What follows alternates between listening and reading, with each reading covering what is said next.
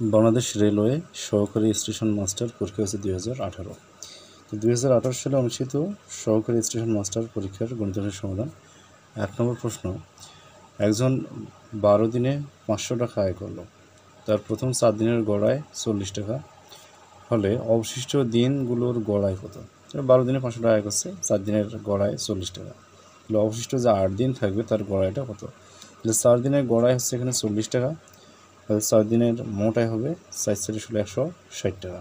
তাহলে 8 দিনের মোটায় 500 থেকে 160 বাদ বিয়োগ করলে হচ্ছে কত? 340 টাকা। তাহলে 8 দিনের গড়ায় 340/8 সমান হচ্ছে কত? 45 টাকা। এর অ্যান্সার হচ্ছে 45। এবার 2 নম্বর প্রশ্নে, একটি জিনিস 36 টাকায় বিক্রি করায় যত ক্ষতি হলো 72 টাকায় বিক্রি করায় তার দ্বিগুণ লাভ হলো, জিনিসটির ক্রয় মূল্য কত? তো এখানে 36 টাকায় বিক্রি করে যত ক্ষতি হবে 72 টাকায় বিক্রি করলে তার দ্বিগুণ লাভ হয়। তা ধরে নিলাম এখানে ক্ষতি 36 টাকায় বিক্রয়ে ক্ষতি হয় ক টাকা, এটা হচ্ছে 36 টাকায় বিক্রয়ে ক্ষতি ধরা হলো ক টাকা।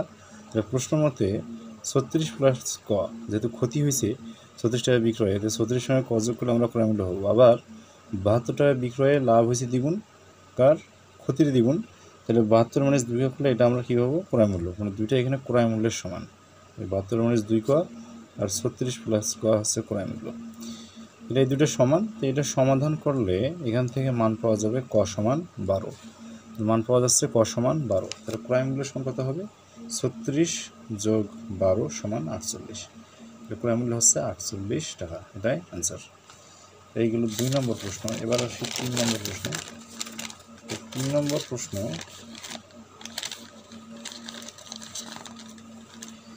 3 নম্বর প্রশ্ন দেওয়া আছে যে একটি 100 মিটার দৈর্ঘ্যের একটি ট্রেনের গতিবেগ ঘন্টায় 48 কিলোমিটার।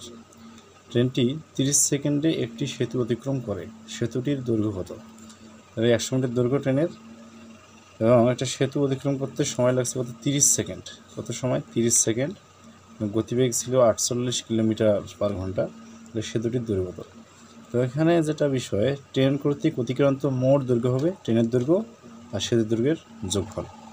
মানে ট্রেন কর্তৃক অতিক্রান্ত মোট যে দূরত্ব, এটা হচ্ছে কি? যে ট্রেনের দৈর্ঘ্য আর সেতুর দৈর্ঘ্য যোগফল। তো এই ট্রেনের যে গতিবেগ 3600 সেকেন্ড, অর্থাৎ আমরা জানি 1 ঘন্টার সমান 3600 সেকেন্ড।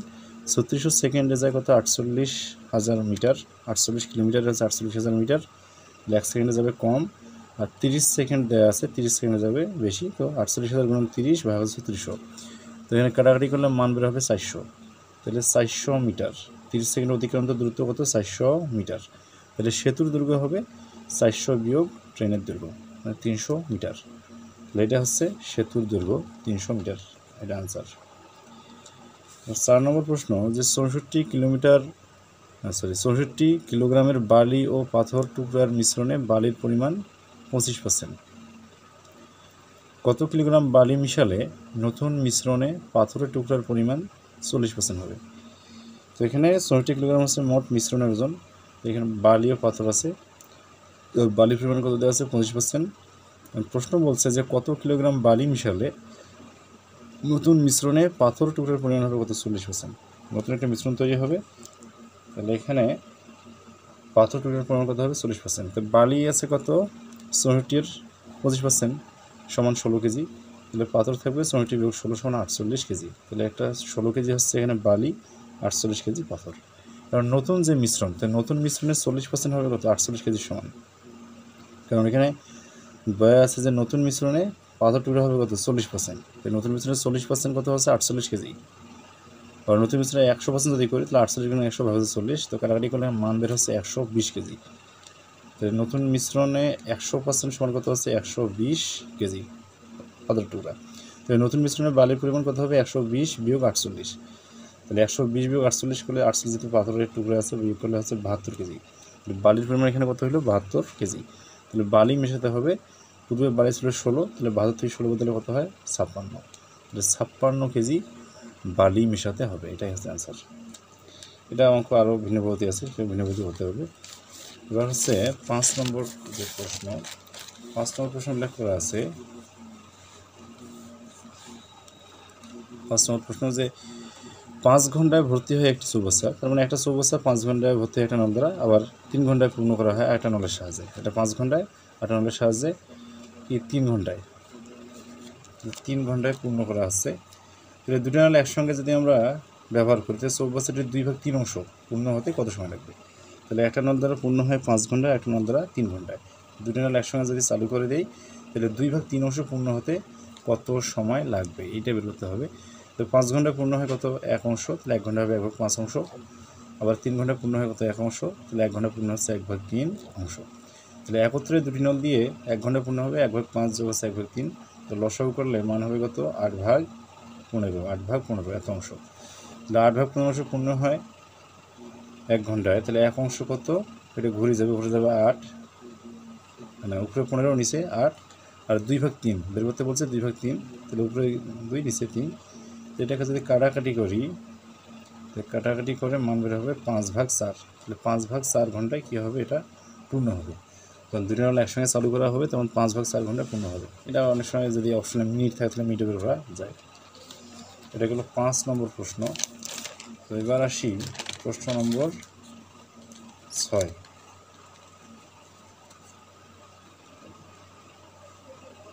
প্রশ্ন নম্বর এবার নম্বর 6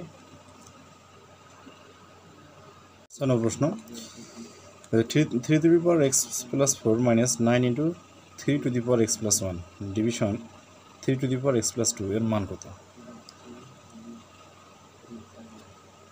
দুটো ভেঙে যদি দিই আমরা, ভেঙে হবে কত? এখানে 3 to the power x into 3 to the power 4 minus 9 into 3 to the power x into 3, মানে বেস কোন পাওয়ার প্লাস, এটা এই সূত্র অনুযায়ী এখানে ভেঙে দেবো 3 to the power x into 3 to the power square. তো এখান থেকে দেখা যাচ্ছে যদি 3 to the power x আমরা কমন নেই, কমন নিলাম, তাহলে বাকি আছে 3 to the power 4, যার মান হচ্ছে কত? 81, মানে 4 যদি গুণ করে তাহলে 81 হবে, মাইনাস 3 লং এখানে 27। এখানে 3 to the power x তো আছেই, ইন্টু হচ্ছে কি 3 to the power স্কোয়ার। তো এখান থেকে 81 থেকে 27 বাদ দিলে হয় কত? 54 ভাগ 3 to the power স্কোয়ার 9, এটা ভাগ করলে অ্যান্সার হচ্ছে কত? 6। এটা 75 অ্যান্সার 6। এবার 7 নম্বর প্রশ্ন, 2x plus 3y division 3x plus 2y equal 5/6 হলে x is to y সমান কত? মানে x অনুপাত y এর মান বের করতে হবে।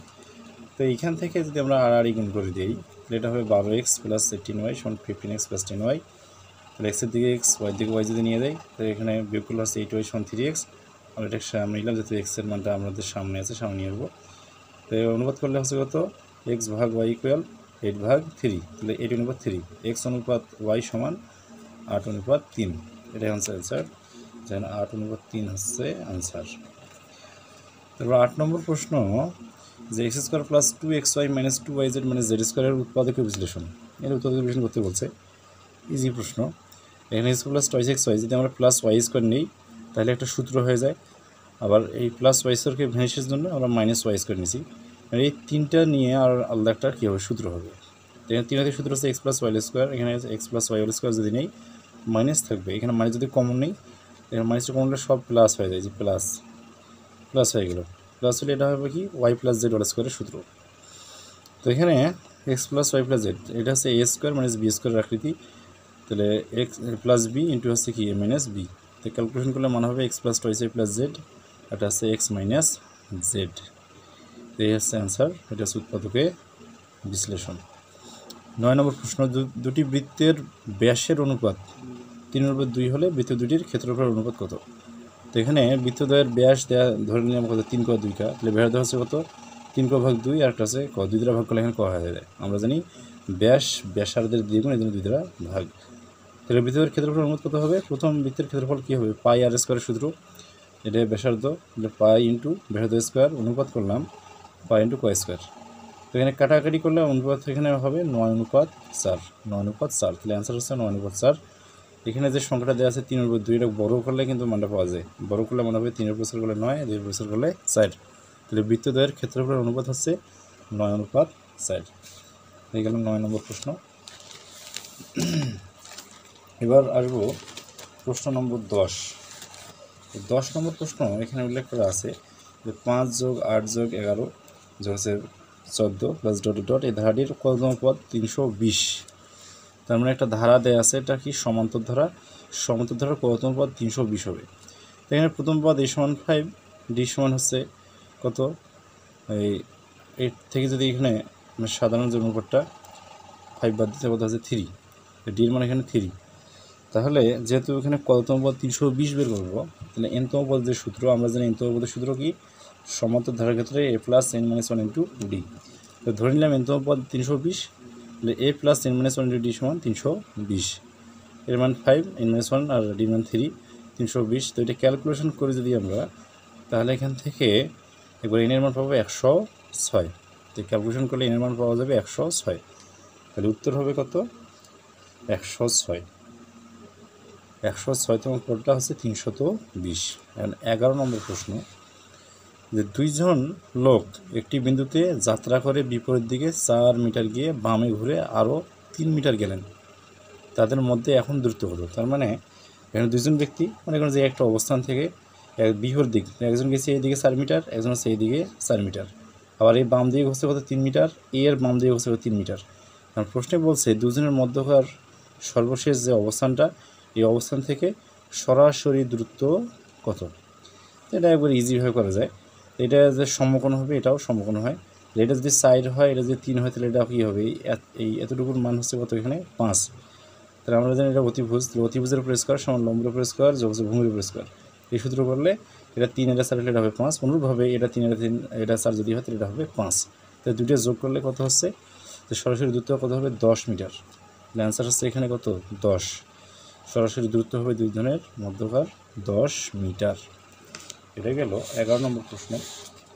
এখন আসি 12 নম্বর প্রশ্নে, যে একটি সমকোণী ত্রিভুজের সূক্ষ্ম কোণদ্বয়ের পার্থক্য। এটা সমকোণী ত্রিভুজ, সেই সমকোণী ত্রিভুজের এখানে দেওয়া আছে কি সূক্ষ্ম কোণদ্বয়। এটি সমকোণী ত্রিভুজের সূক্ষ্ম কোণদ্বয়ের পার্থক্য 6 ডিগ্রি হলে ক্ষুদ্রতম কোণটির মান কত। এখানে ক্ষুদ্রতম কোণ সমান আমরা কী জানি, এখানে সূত্রের প্রয়োগ আছে। যেহেতু এখানে ক্ষুদ্রতম কোণের মান চাইছে, তাহলে 90 থেকে যে পার্থক্য তা বিয়োগ, 90 ডিগ্রি থেকে 6 ডিগ্রি বাদ ভাগ হবে 2। 90 ডিগ্রি থেকে 6 ডিগ্রি বাদ দিলে কত হচ্ছে 84, 2 দিয়ে ভাগ করলে কত হয় 42। তাহলে ক্ষুদ্রতম কোণের মান হচ্ছে কত, 42। আর যদি বৃহত্তম কোণের মান চায়, তাহলে 90 সঙ্গে যে পার্থক্য দেওয়া থাকবে তার যোগ করে 2 দ্বারা ভাগ। তো এই হচ্ছে সূত্রের সাহায্যে কত, 42 ডিগ্রি। 13 নম্বর প্রশ্ন, যেটি ফুটবল টুর্নামেন্টে 6টি দল অংশগ্রহণ করে, একক লিগ পদ্ধতিতে খেলা হলে মোট কয়টি খেলা অনুষ্ঠিত হবে।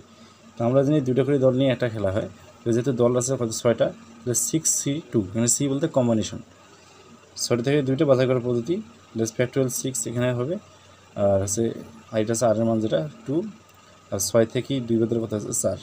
এই ফ্যাক্টোরিয়াল 6 ভাগ হচ্ছে কত, ফ্যাক্টোরিয়াল 2 ফ্যাক্টোরিয়াল 4। তো এখানে এটা একটু শর্টকাট ক্যালকুলেশন করা। তো ফ্যাক্টোরিয়াল 6কে লেখা যাবে কত, 6 গুণন 5 গুণন ফ্যাক্টোরিয়াল 4। তো ফ্যাক্টোরিয়াল 4 কাটাকাটি যায়, আর ফ্যাক্টোরিয়াল 2 এর মান কত হচ্ছে 2। তো 2 দ্বারা যদি আমরা 30কে ভাগ করে দিলে মান হচ্ছে এখানে 15। তাহলে এখানে মোট খেলা কতটি হবে, 15টি। এই 15 হচ্ছে এখানে আনসার। এবার 14 নম্বর প্রশ্ন, যে একটি সমদ্বিবাহু সমকোণী ত্রিভুজের অতিভুজের দৈর্ঘ্য 10 সেন্টিমিটার হলে ত্রিভুজের ক্ষেত্রফল কত। প্রশ্ন বলছে সমদ্বিবাহু মানে দুই বাহু সমান এবং এটা সমকোণী। সমদ্বিবাহু সমকোণী ত্রিভুজের অতিভুজের মান দেওয়া আছে কত, 10 সেন্টিমিটার। তাহলে ওই ত্রিভুজের ক্ষেত্রফলটা কত। তাহলে অতিভুজের দৈর্ঘ্য যদি 10, আমরা জানি তাহলে কি 10-এর উপর স্কোয়ার সমান কী হবে, দুটো বাহু এ ধরলাম, এর উপর স্কোয়ার এর উপর স্কোয়ার, এর স্কোয়ার যোগগুলো কত হইলো, টয়েস এ স্কোয়ার সমান 100। তো এই স্কোয়ারের মান 50। এবং ত্রিভুজের ক্ষেত্রফল সূত্র আমরা কি জানি, হাফ গুণন ভূমি গুণন উচ্চতা। তাহলে হাফ গুণন ভূমি গুণন উচ্চতা এখানে এ গুণ করলে এ স্কোয়ার হয়, এ স্কোয়ারের মান এখানে 50, তাহলে হাফ দ্বারা 50 ভাগ করলে কত হচ্ছে 25। তাহলে ত্রিভুজের ক্ষেত্রফল হচ্ছে কত, 25। এটাই অ্যান্সার।